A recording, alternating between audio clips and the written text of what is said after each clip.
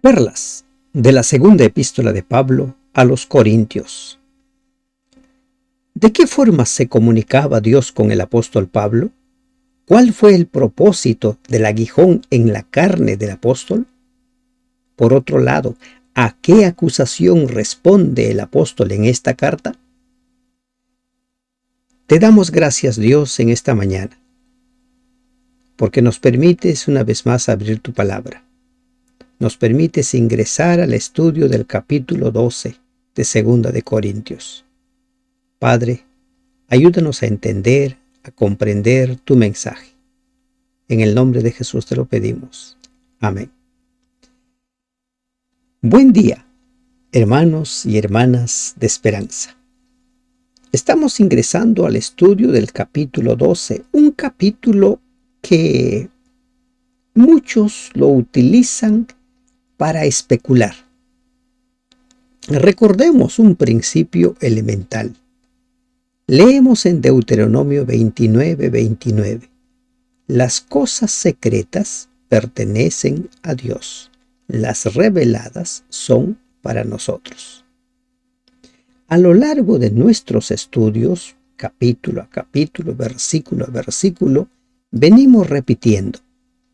Tenemos que aprender a no pensar más allá de lo que está escrito, como dice 1 Corintios 4:6.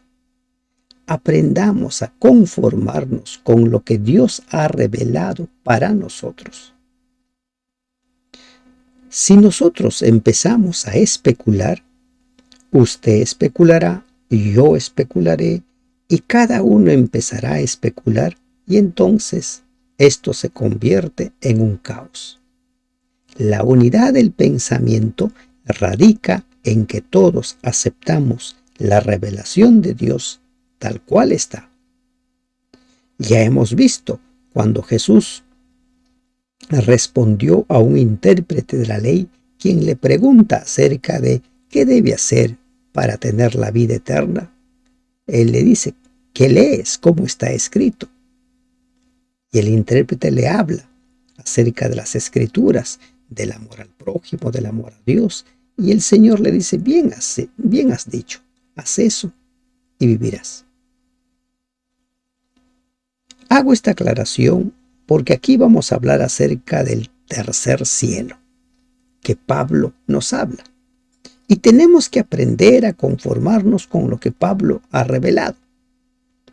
Dice en el versículo 1, ciertamente no me conviene gloriarme. ¿Qué es gloriarse? ¿Ah? ¿Qué es gloriarse? Gloriarse es jactarse, ¿no? Gloriarse es enorgullecerme. Gloriarse es alardear. Eso es gloriarse. Y el apóstol dice, ciertamente no me conviene jactarme. Pero, dice el apóstol, vendré a las visiones y a las revelaciones del Señor. Pablo expresa de nuevo que le disgusta ocuparse de lo que muchos considerarían una jactancia, un alarde, un sentirse orgulloso. Pero las circunstancias determinaron que fuera necesario que se dedicara a defender su apostolado y su mensaje. No aclarar ese asunto habría equivalido a negar su apostolado y deshonrar el Evangelio y a Cristo, cuyo siervo él afirmaba que era. Yo soy el siervo del Señor. Es inadecuado e inútil que un cristiano se jacte, puesto que todo lo que es y tiene proviene de la gracia de Dios. La jactancia, estimados hermanos, ensalza el yo y lleva al hombre a la tentación. El cristiano nunca da testimonio de sí mismo, sino de Cristo. Pero ¿qué sucede aquí? Aquí nos encontramos con un caso en que callar no es lo mejor. El libro de Eclesiastés dice que todo tiene su tiempo. Hay tiempo de hablar y tiempo de callar. Y este era el tiempo de hablar.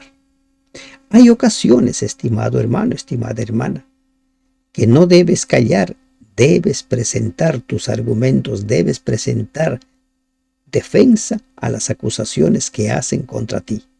Porque si no vas a otorgar mucho y vas a dejar que en la mente de otras personas, de terceras personas, se formen conceptos, ideas que no deben ser. Entonces dice, vendré a las visiones y a las revelaciones de la noche. Pablo habla de experiencias sobrenaturales, pero al mismo tiempo revela un espíritu de humildad y dependencia de Dios. Cuando uno dice la verdad, y lo dice en determinadas circunstancias, no se está ensalzando. Está tratando de aclarar las cosas, definir las cosas. Las revelaciones. En la Biblia, cuando se habla de revelaciones, se refiere a las cosas que no pueden ser descubiertas mediante las facultades naturales de la mente y que de otra manera quedarían sin ser conocidas por el hombre. Job 11:7, Juan 1:18, Romanos 11:33, Primera de Timoteo 6:16. Debido a que el pecado lo ha separado de Dios, pero en medio de Cristo se ha salvado esa brecha. Dice Isaías 59:2, nuestros pecados han hecho separación entre Dios y Él y los hombres. Entonces, esa brecha se va cubriendo en cierta medida con las revelaciones especiales que hace Dios. Dice, conozco a un hombre en Cristo. Por alguna razón particular, quizás por la misma razón que Juan en el Evangelio de Juan no utiliza su nombre, aquí el apóstol tampoco dice yo. Dice, conozco a un hombre en Cristo, haciendo separación del hombre que tiene esa revelación, del hombre que tuvo esa visita especial al paraíso. Hace una separación, pero está hablando de sí mismo. Dice, conozco a un hombre en Cristo que hace 14 años, si en el cuerpo, no lo sé, si fuera del cuerpo, no lo sé, Dios lo sabe, fue arrebatado hasta el tercer cielo. Es evidente que Pablo está hablando de sí mismo. Miren, esta referencia a visiones está en medio de un relato de sucesos relacionados con su propia vida y su propio ministerio. En el versículo 7 de este capítulo, indica que esas visiones y revelaciones le fueron hechas directamente a él. Y el apóstol usa la tercera persona para evitar la apariencia de jactancia. Hace una división. Tengan en cuenta esto. Entre esta persona, este Pablo, que tuvo esta visión, que tuvo esta visita especial, y el Pablo de la actualidad. Nosotros también hablamos de tanto en tanto de esa manera. Yo era así. Yo fui así. Hacemos una separación. Pero Pablo aquí lo hace con una finalidad. ¿Y qué más dice? Hace 14 años. Da fechas. Que hace 14 años. Unos 20 años atrás Pablo se había encontrado con Cristo camino a Damasco. Hechos capítulo 9, versículo 1 al 7. La fecha de esta carta segunda de Corintios está datada aproximadamente en el año 57 después de Cristo.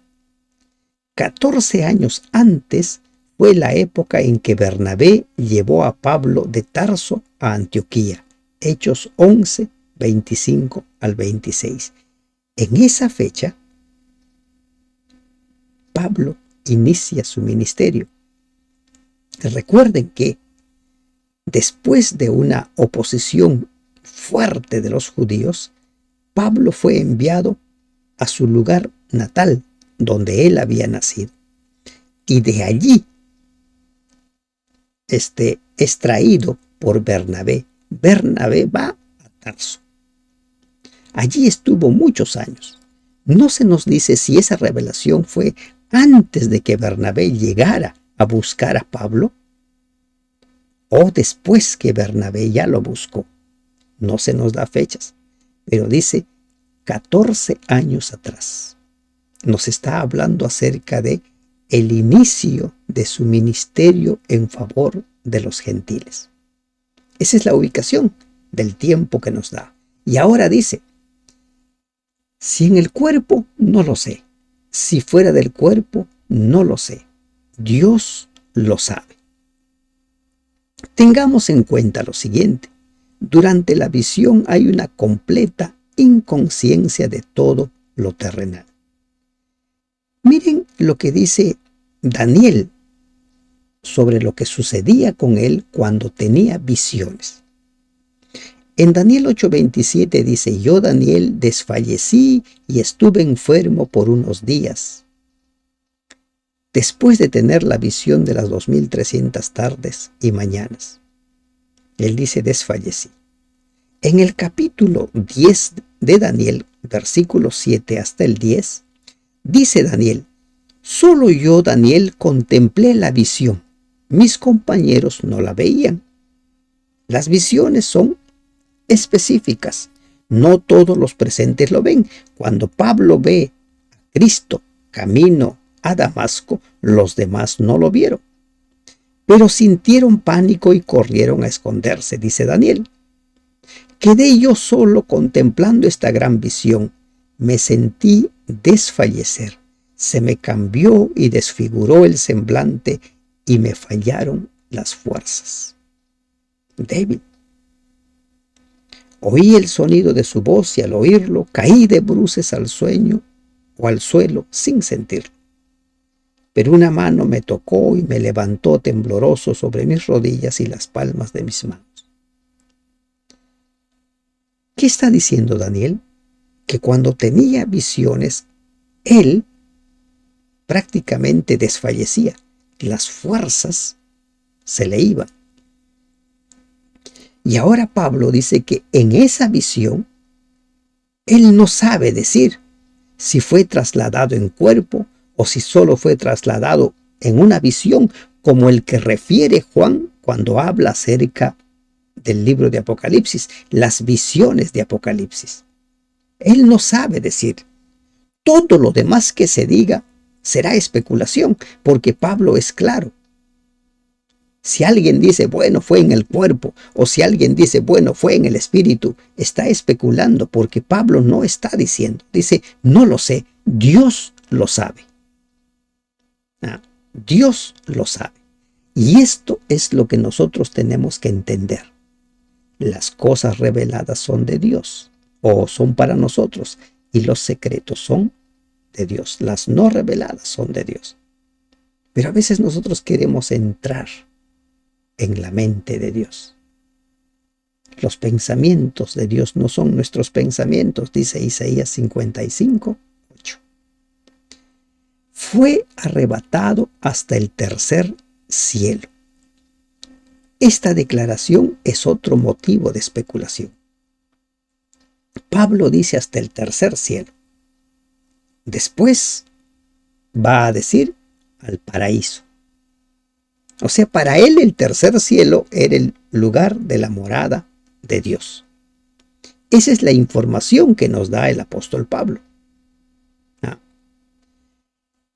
¿Qué es lo que está diciéndonos? Versículo 4 dice que fue arrebatado al paraíso, donde oyó palabras inefables que no les dado al hombre expresar. Volvamos lo del tercer cielo. Esta es una información netamente espiritual, netamente bíblica. Si nosotros queremos hablar, por ejemplo, en base a la ciencia sobre los cielos, para la ciencia no existen cielos, ¿no?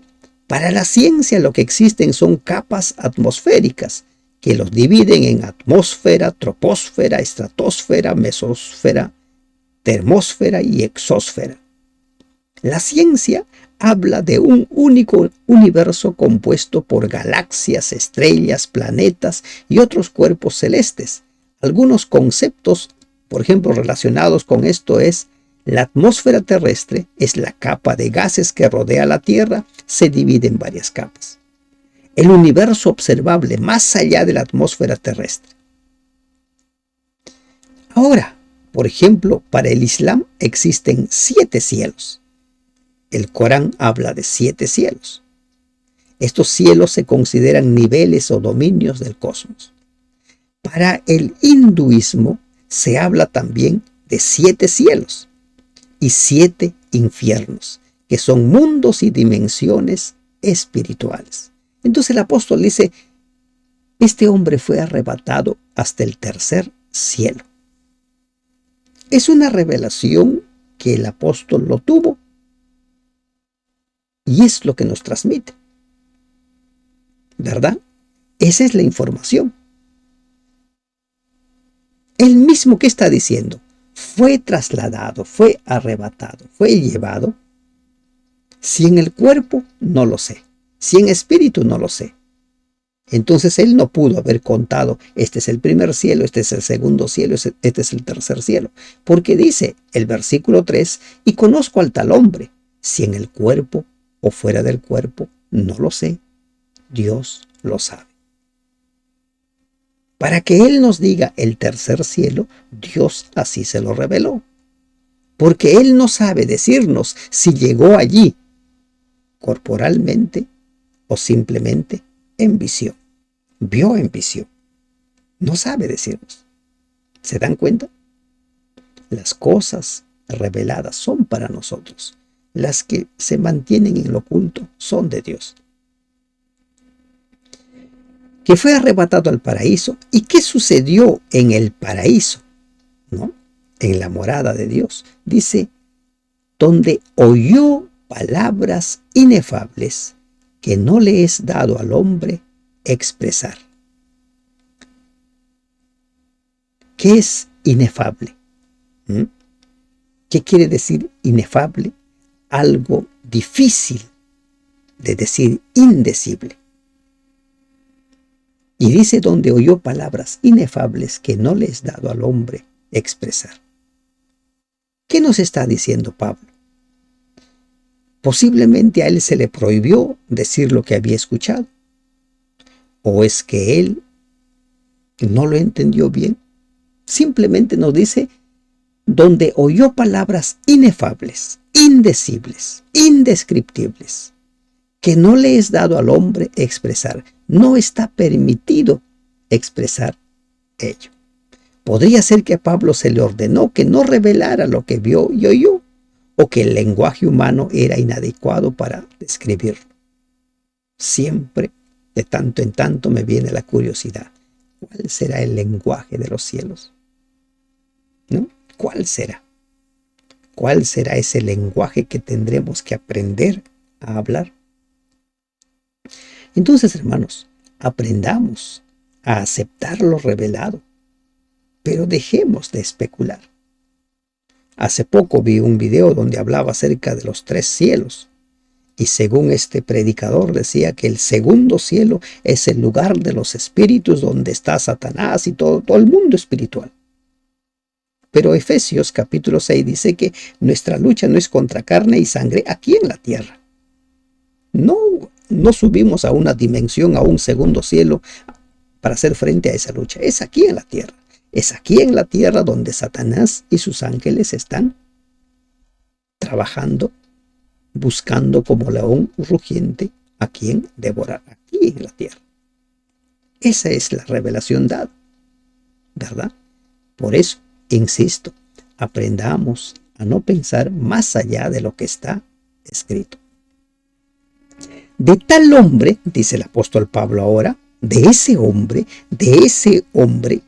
Pablo que tuvo esa visión, que tuvo esa revelación, que estuvo allí en el paraíso, que escuchó cosas inefables, de él me gloriaré, de él me siento bien, me puedo jactar. Pero de mí mismo en nada me gloriaré, sino en mis debilidades. Aunque esas experiencias indicaban que Pablo era especialmente honrado por Dios, comprendía que el mérito no era personal. Y esa es la sencillez, la humildad del apóstol. Como quien dice, hay momentos en los cuales Dios me da revelaciones, me habla, se comunica conmigo, pero no tengo por qué gloriarme de ese momento, de ese instante, sino simplemente reconocer que es Dios quien permite. Ese hombre tuvo ese privilegio de escuchar cosas inefables en el paraíso.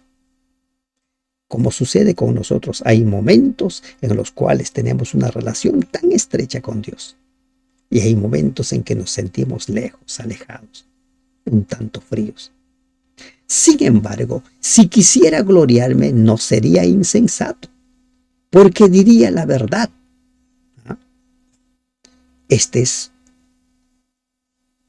Aquí encontramos otra perla.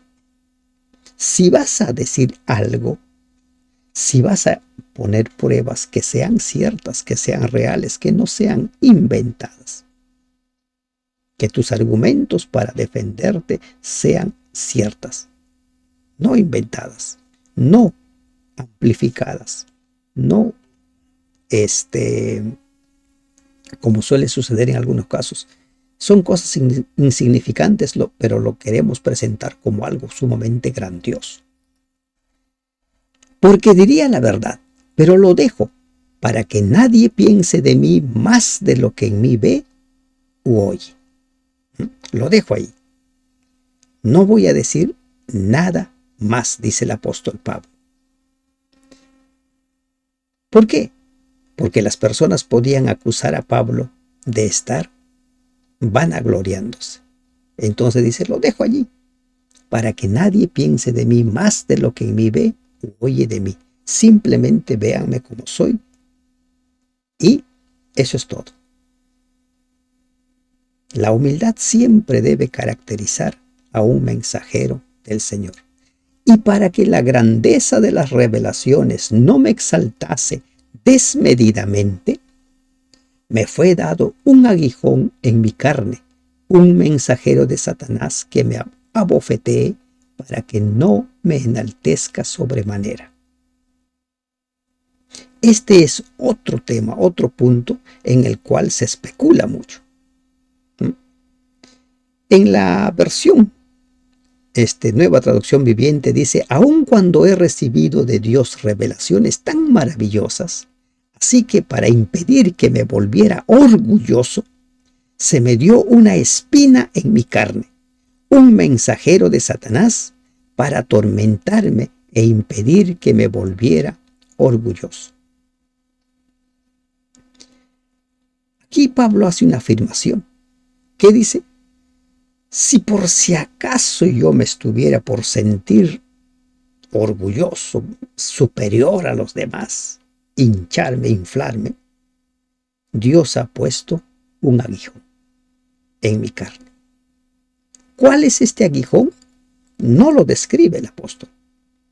Se dice que en los tiempos del Imperio Romano, cuando un general victorioso ingresaba a la plaza de Roma, allí estaba la multitud y la multitud gritaba su nombre.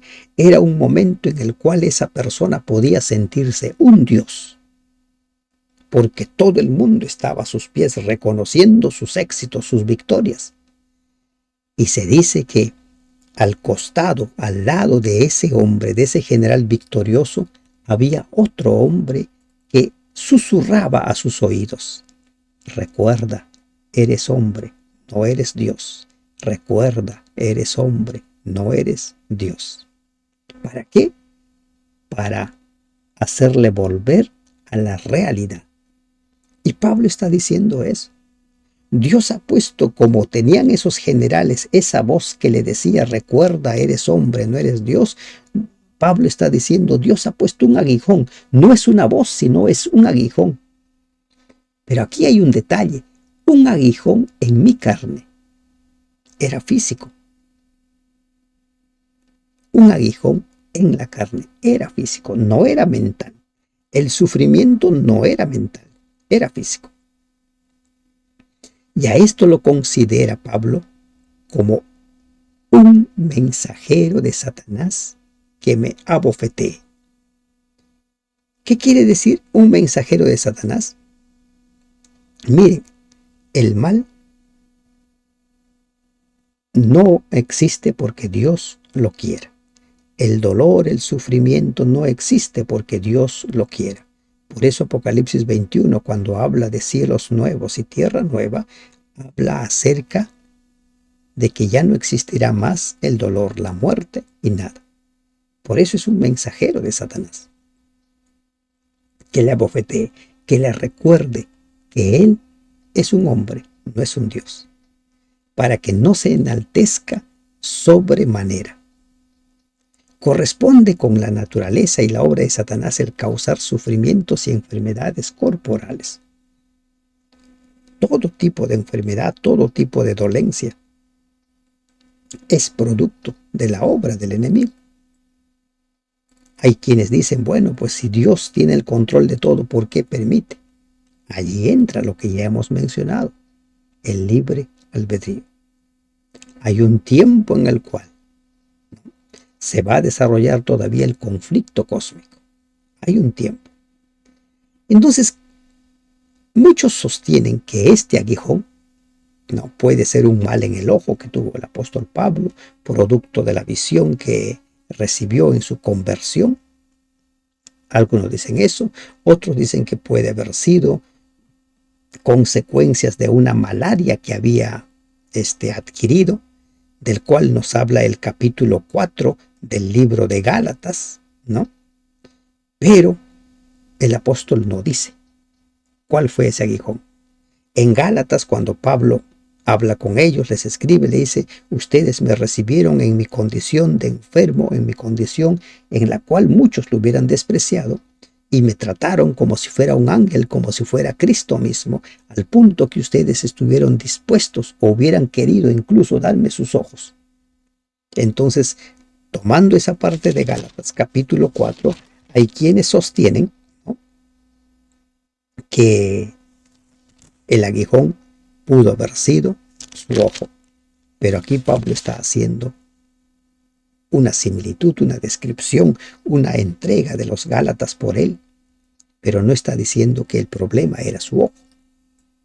Entonces, ¿cuál fue exactamente este aguijón?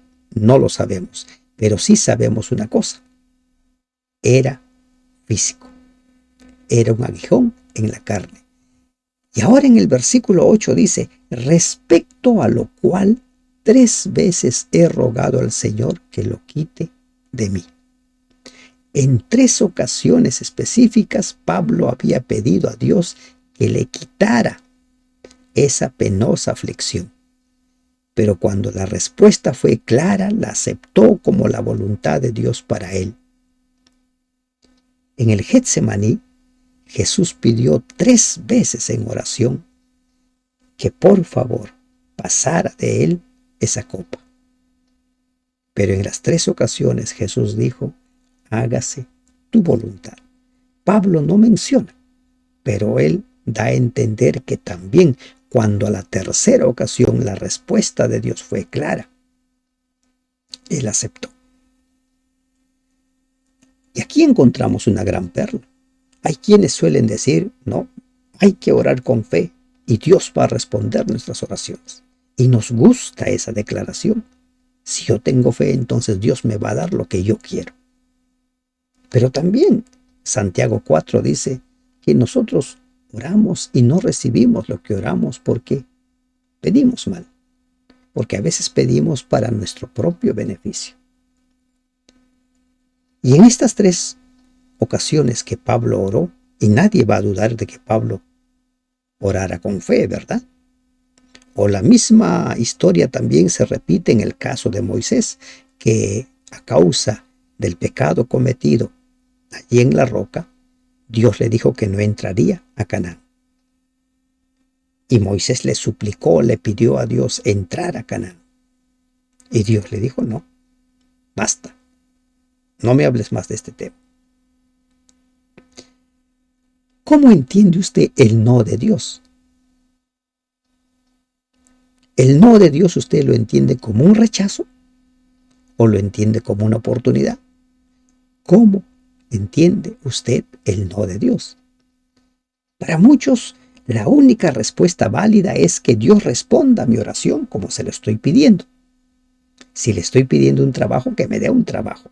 Si tengo un plan, un proyecto, que ese plan se lleve a cabo.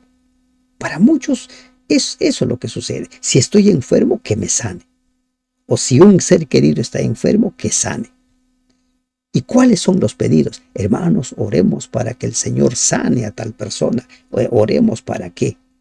Pero raras veces se dice que se haga su voluntad. Hay muchos que han orado a Dios para sanar o para que sane a uno de sus familiares y como no sanó, se molestaron con Dios. Dios no existe.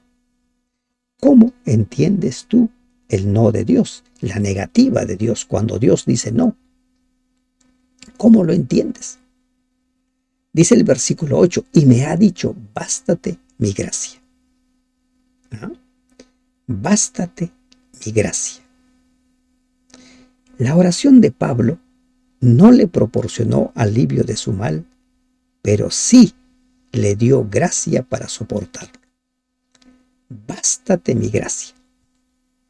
Sin duda Pablo pidió ser liberado de su dolencia, teniendo en cuenta que era un estorbo para su ministerio.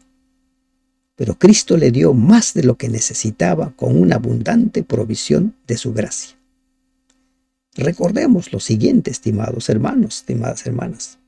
Dios nunca ha prometido alterar las circunstancias ni liberar a los hombres de sus dificultades. Los males corporales y las circunstancias desfavorables son asuntos de importancia secundaria para el Señor. Los crisoles nos van a afectar de una u otra manera según cómo lo vemos, cómo lo consideremos. ¿Cómo lo consideremos? Hay algunos que consideran las pruebas, los males, como castigos. Si yo lo considero como castigo, me voy a sentir mal, pues. Pero si yo lo considero como una oportunidad para desarrollar fortaleza interior, para desarrollar la fe, lo voy a considerar como una bendición, una oportunidad de Dios. La fortaleza interior para soportar es una manifestación mucho mayor de la gracia divina que el dominio de las dificultades externas de la vida. Una persona puede estar externamente quebrantada, deshecha, y sin embargo internamente tiene en Cristo el privilegio de disfrutar la perfecta paz. Bástate mi gracia. ¿Cuál es esa gracia? Miren, ubiquémonos en el contexto de Pablo. Pablo, un enemigo del Evangelio, un perseguidor. Y ahora Jesús le dice, bástate mi gracia, eres salvo. La gracia es eso, la salvación. Justificados de nuestros pecados, declarados limpios. Bástate, eres salvo. Tienes vida eterna. Tienes la corona de vida. Pero muchos sufrimos porque miramos solo el presente. Olvidamos todo lo demás. Imagínense el vasto mar. Pero solo vemos nosotros nuestro charquito. Y sufrimos. Bástate mi gracia, porque mi poder se perfecciona en la debilidad. ¿Ah? Mi poder se perfecciona en la debilidad. ¿Cómo es que nosotros vamos respondiendo a Dios? ¿No? ¿De qué manera entendemos los propósitos de Dios? ¿Entendemos el no de Dios? Miren, en la historia de Moisés, no ingresó a la Canaán terrenal, ingresó a la Canaán celestial. El no de Dios con Jesús. Ese no significó la paga de nuestra deuda. Derramó su sangre para limpiarnos de nuestros pecados. Y ahora ese no para Pablo, que dice, por tanto de buena gana me gloriaré más bien en mis debilidades, para que repose sobre mí el poder de Cristo. Ahora ese aguijón no era motivo de sufrimiento para Pablo. Ahora ese aguijón era motivo de gloriarse en Dios. Dios ha permitido que tenga este aguijón para recordarme siempre que dependo de Él, para recordarme siempre quién soy yo. En la vida, queridos hermanos, podemos ver las cosas como mínimo de dos maneras, sino tres o cuatro. Ahora, ¿qué dice? De buena gana me jactaré, me alardearé, me enorgulleceré en mi aguijón, en mis debilidades, para que repose sobre mí el poder de Cristo, el sentir esa dependencia constante del Señor. Bienaventurados los pobres en espíritu, aquellos que siempre sienten necesidad de Dios. Por lo cual, dice el apóstol, por amor a Cristo me gozo en las debilidades, en afrentas, en necesidades, en persecuciones, en angustias, porque cuando soy débil entonces soy fuerte. Una vez más, estamos en el mismo terreno. ¿De qué manera tú tomas el no de Dios? ¿De qué maneras tú interpretas, entiendes los problemas? ¿No? Como dice Pablo, las afrentas, las necesidades, las carencias, ¿de qué manera lo interpretas? Las persecuciones, las angustias, ¿los consideras como castigo o como oportunidades, como castigos, como bendiciones? ¿Cómo los tomas? Pablo los tomó como bendiciones, como oportunidades para crecer, como oportunidades para seguir creciendo más en la gracia. Hay gente que se asusta cuando le hablan de persecuciones, cuando le hablan de problemas. ¿O no? Si Dios permite que vengan ellos, son oportunidades para crecer. El no de Dios son oportunidades para nosotros porque Dios tiene planes maravillosos para nuestra vida. ¿Recuerdan lo que dice Jeremías? ¿Ah? Yo tengo pensamientos para ustedes y pensamientos maravillosos. Los planes de Dios para nosotros realmente son planes maravillosos que no tienen nada que ver con lo que nosotros imaginamos. Jeremías, recuerden Jeremías, los planes de Dios para nuestra vida. Los crisoles, estimados hermanos, estimadas hermanas, son oportunidades, no son castigos. Son oportunidades para que nuestra fe se purifique cada vez más y más. Me he hecho un necio al gloriarme. Me he hecho un necio. He actuado como un necio, dice. ¿Pero qué dice Pablo? Pero ustedes me obligaron a ello, pues yo debía ser alabado por ustedes, porque en nada he sido menos que aquellos grandes apóstoles, aunque nada soy. ¿Qué dice Pablo? Mira, yo he tenido que hacer estas cosas que no me hubiera gustado hacer, porque ustedes me obligaron. Ustedes son los que debían haber mencionado qué es lo que he hecho en favor de ustedes, cómo es que les he servido, cómo es que he vivido. Pero ustedes callaron, ustedes otorgaron. Entonces me obligaron a mí a jactarme de las cosas que he hecho. Pablo nunca mintió, nunca inventó. Hay ocasiones, estimados hermanos, en que se debe callar, pero ocasiones también en que se debe hablar. Y esta fue una oportunidad para no callar. Porque en nada he sido menos que aquellos grandes apóstoles, aunque nada soy. Miren esta, ¿no? Dice, en nada he sido menos que aquellos grandes apóstoles. ¿Quiénes son esos grandes apóstoles?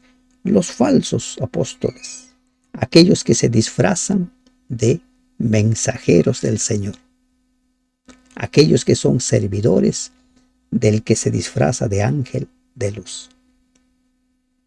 Se está refiriendo a ellos, no se está refiriendo a los 12 apóstoles. Recuerden que ya habían sido completados los 12, se nombró al reemplazante de Judas. No soy menos que ellos, aunque nada soy. Una vez más, la humildad del apóstol Pablo. Pablo era nada en comparación con su Señor, como lo comprobaban elocuentemente sus debilidades. Pero frente a los demás, él era un privilegiado. Él había sido llamado, él había visto el paraíso de Dios, oído lo que se habla en ese lugar. Con todo, dice, las señales del apostolado han sido hechas entre vosotros en toda paciencia, por señales y prodigios y milagros. La mayor evidencia del apostolado de Pablo eran ellos.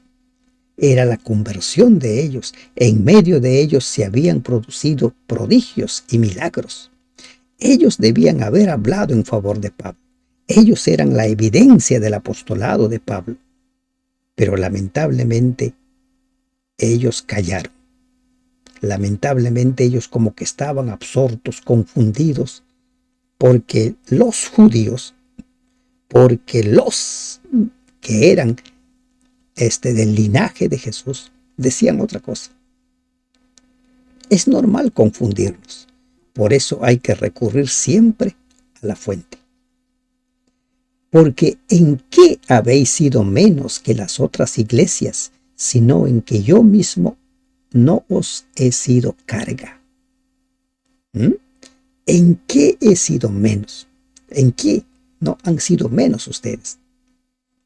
¿Se comparan ustedes con las otras iglesias y consideran que han sido menos porque no han sido evangelizados por los otros grandes apóstoles? ¿No? ¿En qué? Pablo en su carta a los Gálatas va a hablar también de los apóstoles de Jesús llamados por él. Y Pablo dice, yo no soy menos que ellos. La única diferencia es, dice Pablo ahora, en que yo no les he sido carga. Perdonadme ese agravio. Los corintios habían disfrutado de todas las ventajas y de todos los beneficios que pudiera proporcionarles un verdadero apóstol de Cristo. Todo. El mensaje de Pablo era el mismo mensaje de los apóstoles. Pero ¿qué sucedía? Ellos estaban como en el limbo. Se sentían menos porque lamentablemente hay un dicho que dice, miente, miente que algo quedará.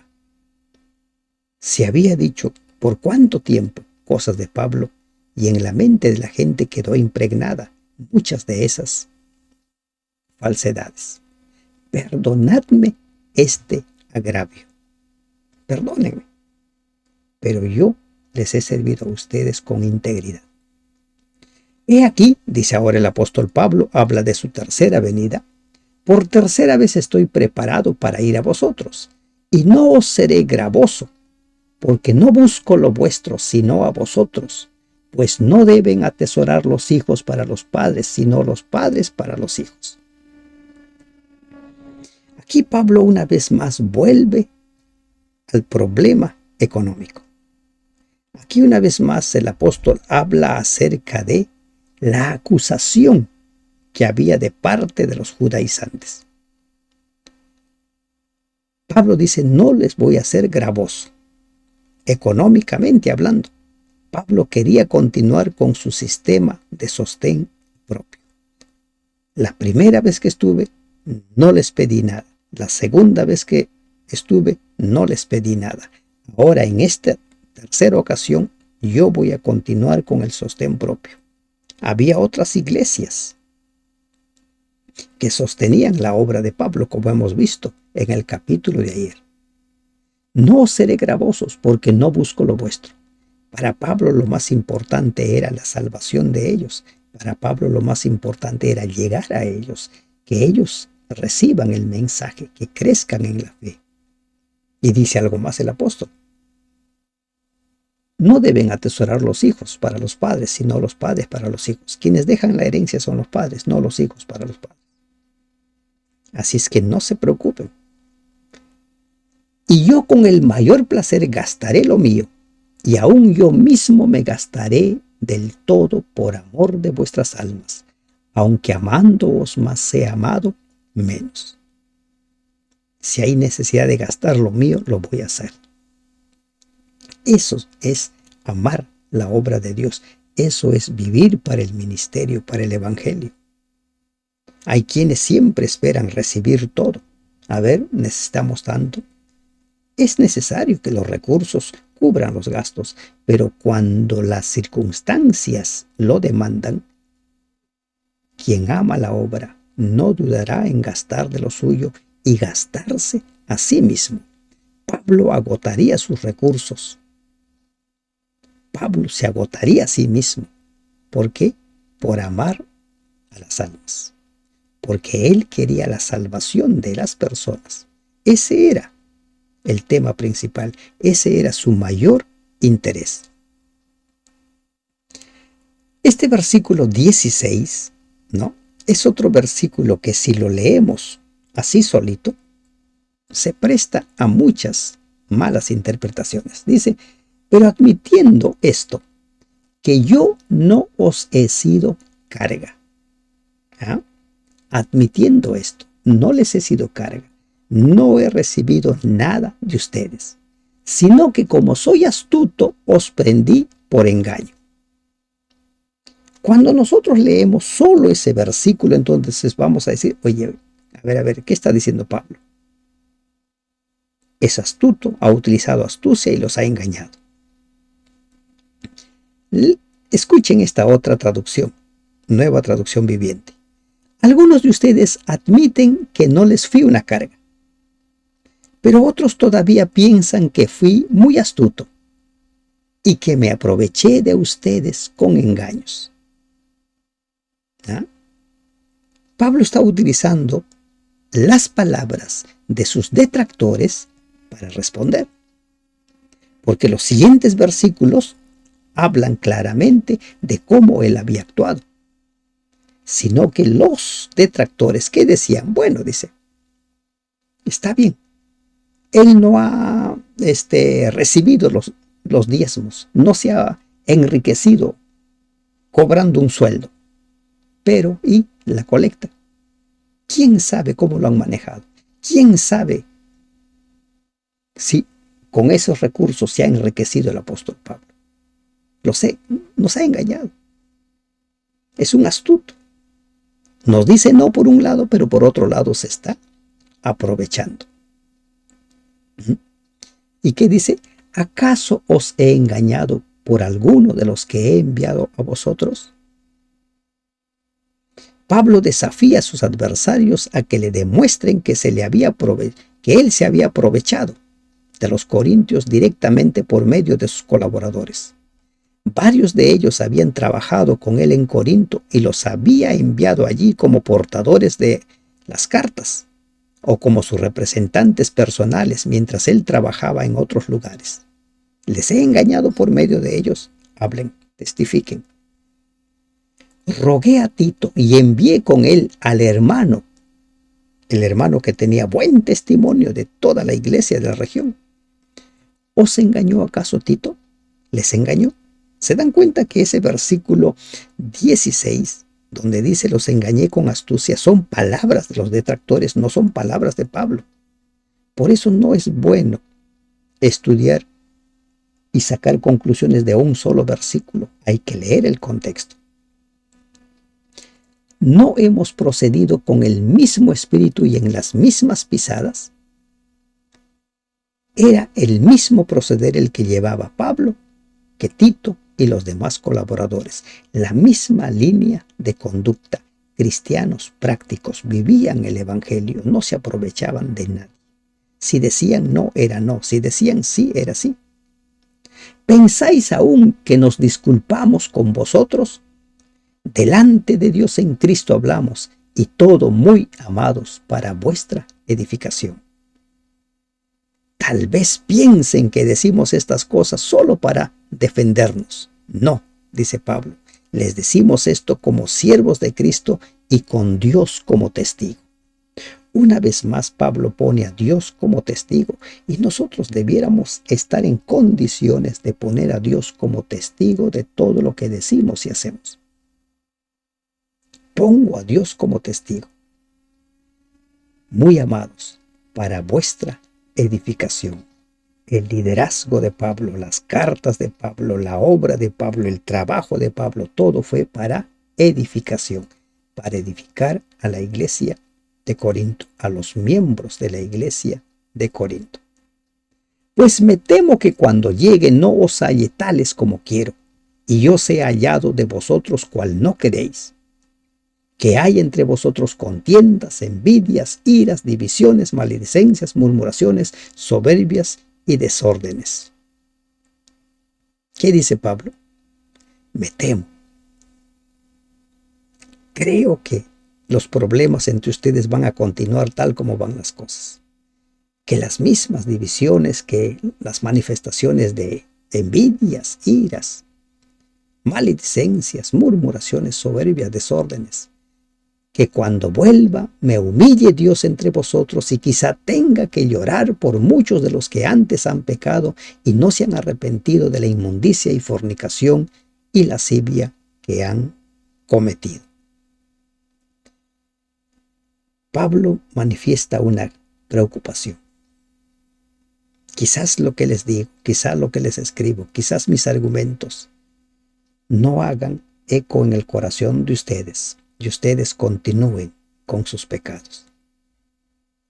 Así es que tengo miedo de que cuando vaya de nuevo, Dios me humille ante ustedes y quedaré entristecido por varios de ustedes que no han abandonado sus viejos pecados, no se han arrepentido de su impureza, de su inmoralidad sexual ni del intenso deseo de los placeres sensuales.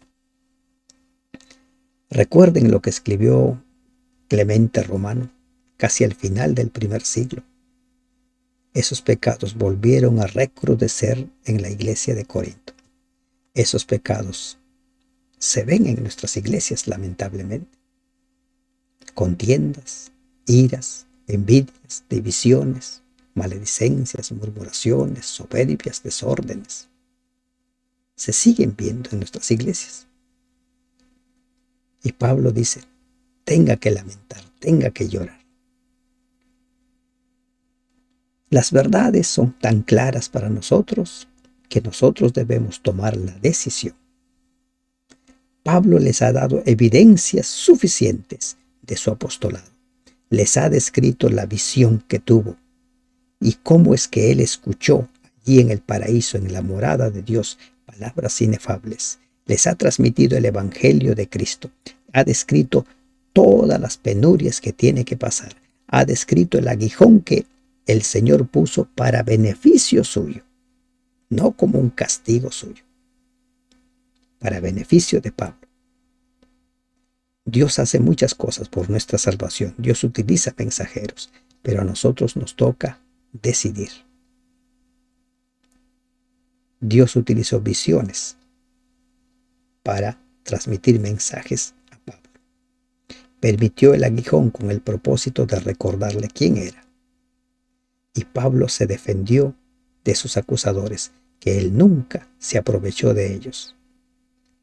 Esa debe ser también nuestra conducta en todo momento como siervos del Señor, como candidatos al reino de los cielos. Que Dios te bendiga.